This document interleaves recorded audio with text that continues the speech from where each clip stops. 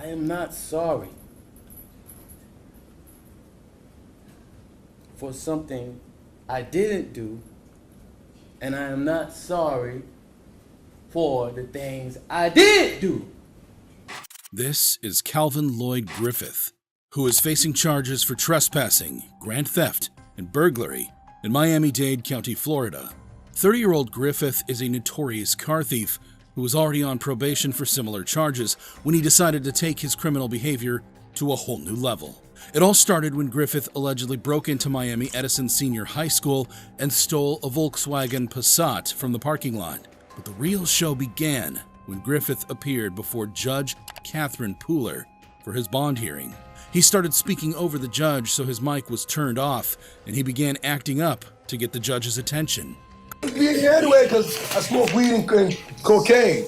Clearly seeking attention, he shouted, "My mom's here," as he was brought into the courtroom.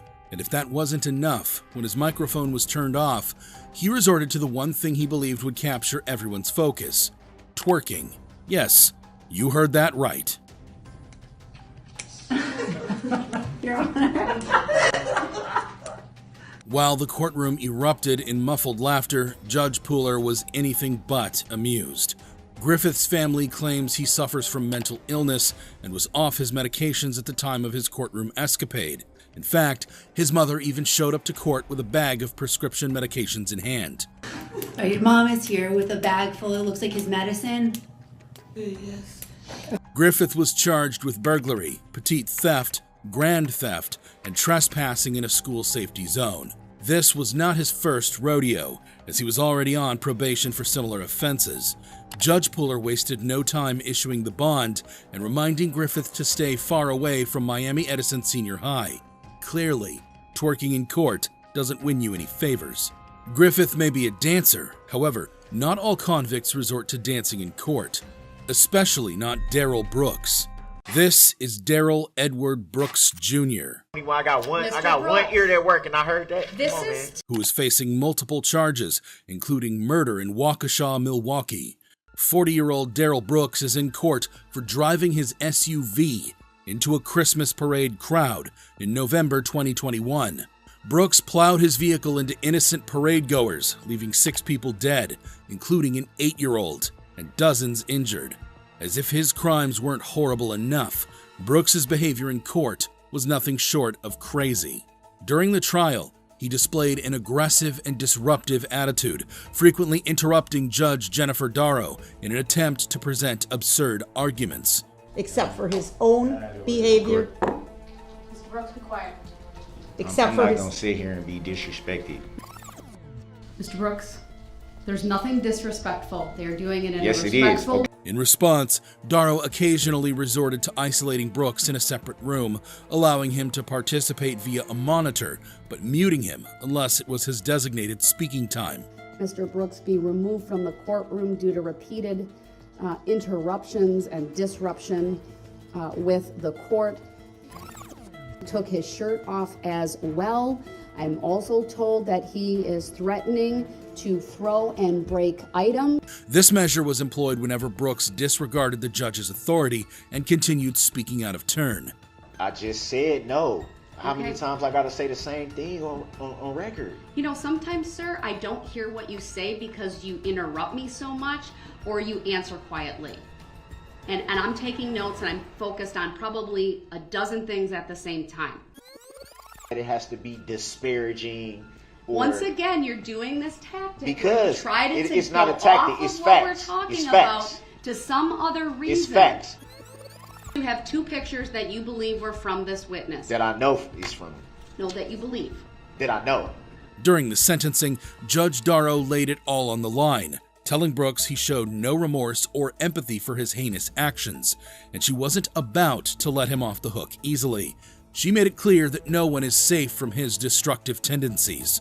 It is very clear to this court that Mr. Brooks has caused carnage, mayhem.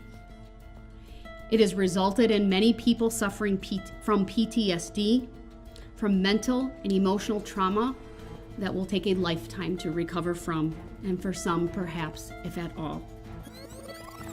Frankly, Mr. Brooks, no one is safe from you. This community can only be safe if you are behind bars for the rest of your life. Brooks took the opportunity to address the court. He rambled on for over 2 hours, wondering why this tragedy happened and how life had strayed so far from what it should be. He claimed he had no anger and promised not to throw shots at anyone, but he threw shots anyway. He verbally attacked the district attorney, refusing to respect how she did her job. How could life ever get this far away from what it should be? I know who I am. God knows who I am. I had to look inside myself and understand why the comments was being made. Brooks's family tried to argue about his mental state, but the judge shut that argument down quickly. She stated that mental health wasn't an excuse for Brooks's actions. She clarified that he knew the difference between right and wrong, and his heart was bent on evil. After a nail-biting trial, the jury found Brooks guilty on all 76 counts related to the attack, including 6 counts of first-degree intentional homicide. Judge Jennifer Darrow slapped him with 6 consecutive life sentences. She also added 17.5 years for each of the 61 counts of first-degree recklessly endangering safety with a dangerous weapon.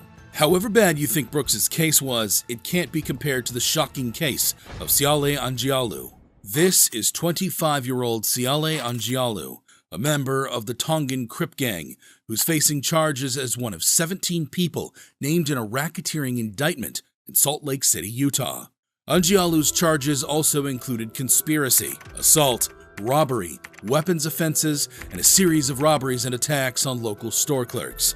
Angialu, a towering figure, measuring 6'3", a gang member who weighs about 260 pounds, was also charged with assaulting 2 federal officers and threatening them with a firearm. Angialu was the final defendant in the case to face trial, but today he is in a Salt Lake City federal courthouse and feels particularly bold. Despite his multiple crimes, Angialu's actions in court were incredibly shocking and even surpassed his other crimes. As the trial heated up, things took an unexpected turn. You see, a brave prison inmate was testifying about the gang's inner workings when Angialu decided to make a daring move. Walls. He spotted a pen, rose swiftly from his seat, snatched the pen from an attorney, and before anyone could do anything, Angialu charged the witness stand. Angialu leaped over the witness stand in a classic John Wick pattern and made to stab the witness that was testifying against him.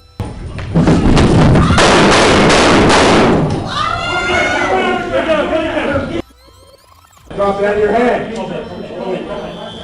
Luckily, a U.S. Marshal took action before anyone could fully comprehend what was happening.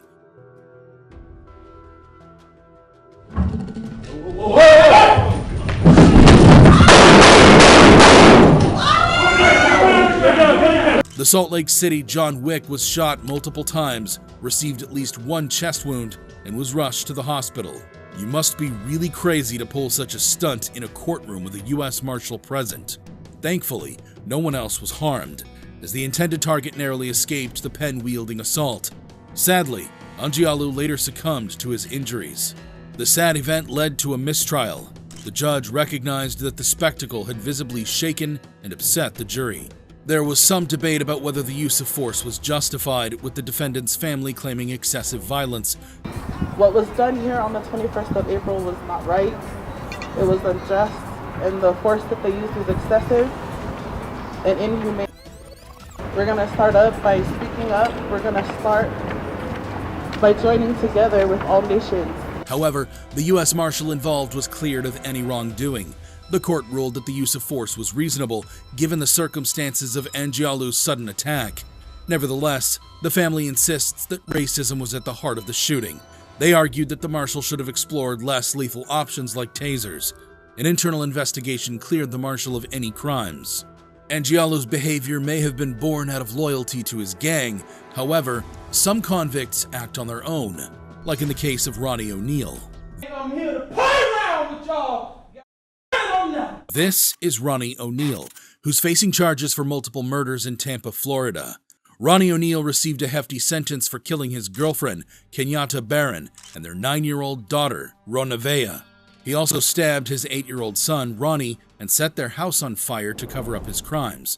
Luckily, his son survived and escaped the fire. In March 2018, Kenyatta called 911 to report Ronnie's behavior. Hey, I just been attacked by some white demons inside Kiki. Kiki, her name is Kiki.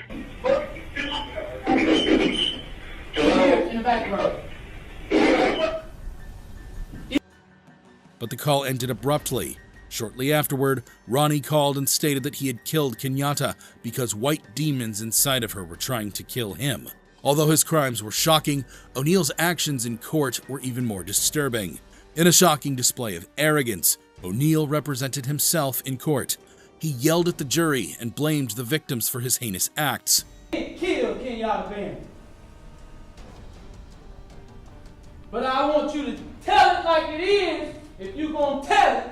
The judge, Michelle Cisco, reprimanded him for his disrespectful behavior and warned him against further outbursts. Without remorse, O'Neal declared that he was not sorry for his actions, causing the judge to admonish him again. I am not sorry for something I didn't do, and I am not sorry for the things I did do. However, he did express condolences for the loss suffered by the victim's family, while simultaneously criticizing the justice system. But I will say, I'm sorry for your loss. O'Neal also cross-examined his son, who he nearly killed. Despite his scars, his son bravely testified against him during the trial. I just saw my dad holding a shotgun and my mom and mom screaming at him. Judge Cisco, visibly affected by the evidence presented, described the case as the worst she had ever seen. 19 years I've been at this job. I've seen human beings killed at the hands of others in every way imaginable. You name it, I've seen it. Shootings, stabbings, drownings, suffocatings, blown apart by cars, some DUI manslaughter cases, horrible things. This is the worst case I have ever seen as far as the facts go. The jury recommended a life sentence without parole. In the end, Judge Cisco followed the recommendation of the jury. O'Neal was sentenced to 3 consecutive life sentences without parole for the murder charges, as well as 30 years for arson and 30 years for each aggravated child abuse, amounting to a total of 90 additional years in prison. State of Florida versus Ronnie O'Neal III, case number 18 CF 4019, Division, Trial Division 1. Verdict form, death penalty. If your vote to impose death is less than unanimous, the trial court shall impose a sentence of life without the possibility of parole. O'Neal's request for a new trial was denied. Despite claims of being denied the opportunity to testify, the court rejected his defense. O'Neal blamed his actions on white demons. However, some convicts have drugs to blame, like in the case of Daniel Nicholson. This is Daniel Nicholson, who's facing charges for carrying an offensive weapon, possessing a prohibited weapon, and recklessly causing harm to a prescribed emergency worker in Adelaide, Australia. Nicholson is in Christie's Beach Magistrates Court for a bail application, and when his bail was revoked, he lost it. High on drugs, Nicholson flew into a rage and decided to take matters into his own hands. He overpowered not one, but 2 officers and leaped over the courtroom dock like a true action movie star. But the chaos didn't end there. Nicholson landed on the bar table like a clumsy superhero and was promptly tackled to the floor by a quick-thinking police prosecutor. However, this daredevil wasn't giving up so easily. He managed to break free, only to be caught once again by the same officer he had just fought off.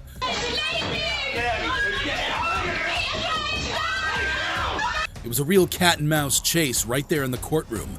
The crazy scene unfolded before Nicholson's lawyer and his own family, including his son. Unfortunately for Nicholson, his daring escape didn't quite work out as planned. he was taken back to his cell and hit with charges of escaping custody and recklessly causing harm to the officers involved. The prosecution argued that he deserved jail time for his crazy stunt. During the sentencing, Judge Liesl Chapman called Nicholson's outburst inexcusable. She reminded him that being high on drugs wasn't a good look. She even questioned the example he was setting for his son. Taking into account Nicholson's history of anger, violence, and substance abuse, the judge came to a clear conclusion. Jail time was the only reasonable sentence. Nicholson was sentenced to 1 year, 9 months, and 18 days in prison, with a non-parole period of 1 year. If you thought these reactions were shocking, you'd be amazed at this video of the craziest courtroom escapes caught on camera.